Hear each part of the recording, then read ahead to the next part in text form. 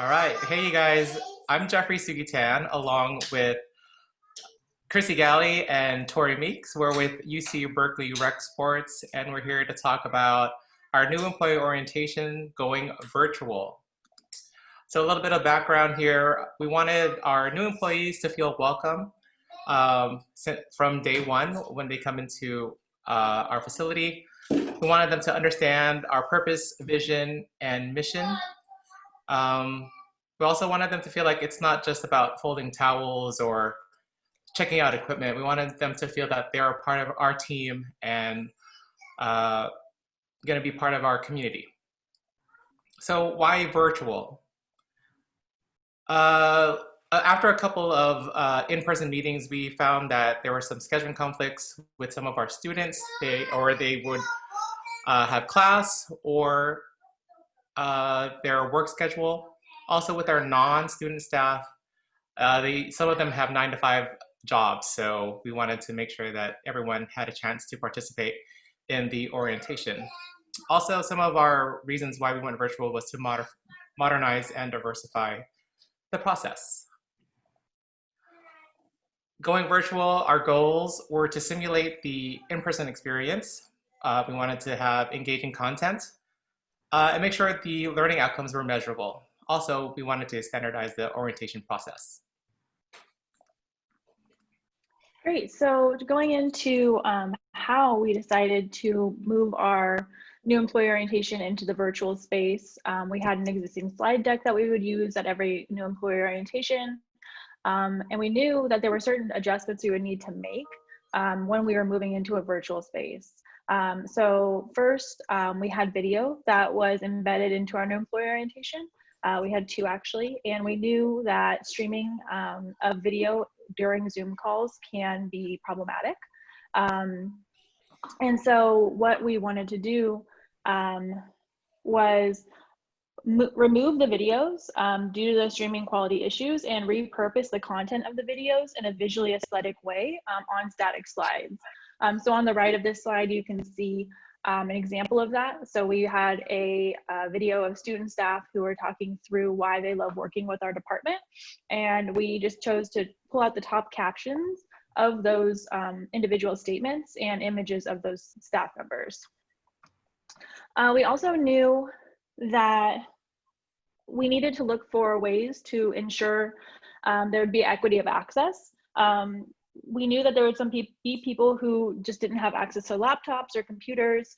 So we wanted to make it a model that could be accessed via a cell phone as well, so that people were still able to feel engaged and feel activated into this new employee orientation process, regardless of the way that they're accessing the material.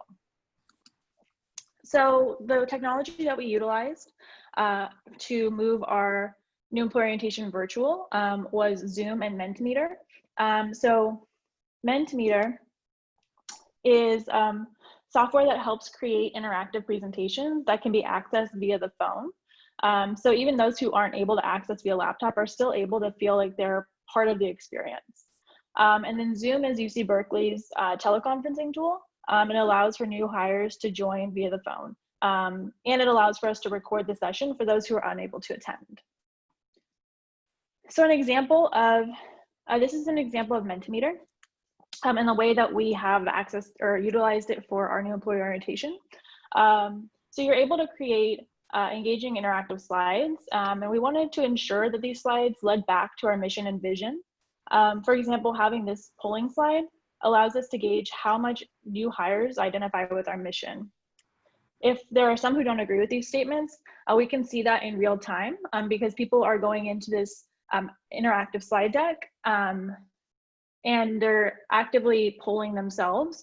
So if there are some people who don't necessarily agree with how their position helps the campus community access our facilities, we're able to know that in the session as facilitators and target specifically verbiage to that to help explain those, the mission, vision, and values.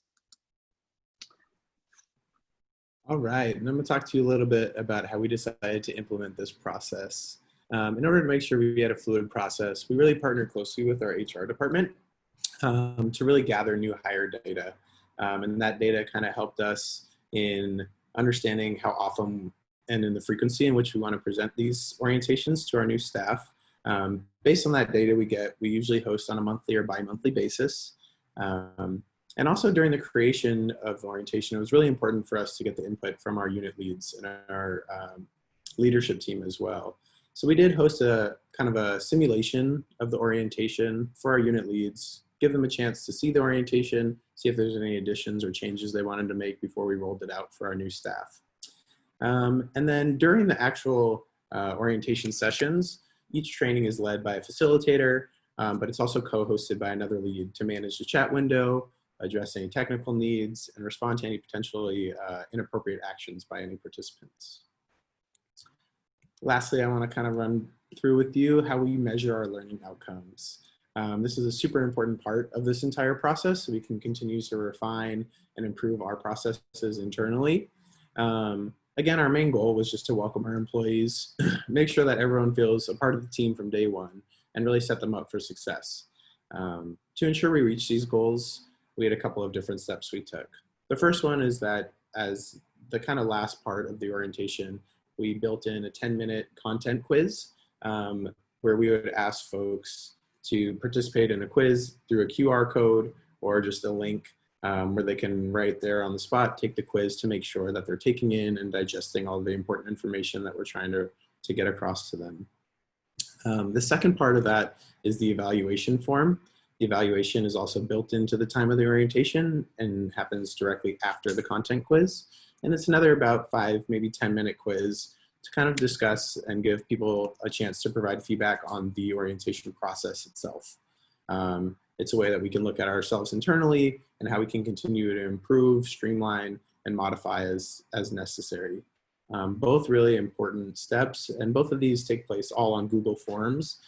As we found, it's the greatest ease of access and also a great way to collect the data that we were setting out to get.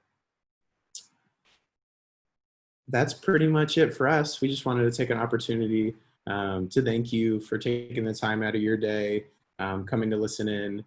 We also want to give you the opportunity, if you wanted to reach out with any questions you have, or if you wanted to see any of the materials that we created and discuss our process a little more in depth. So thank you again for taking the time, and have a great day.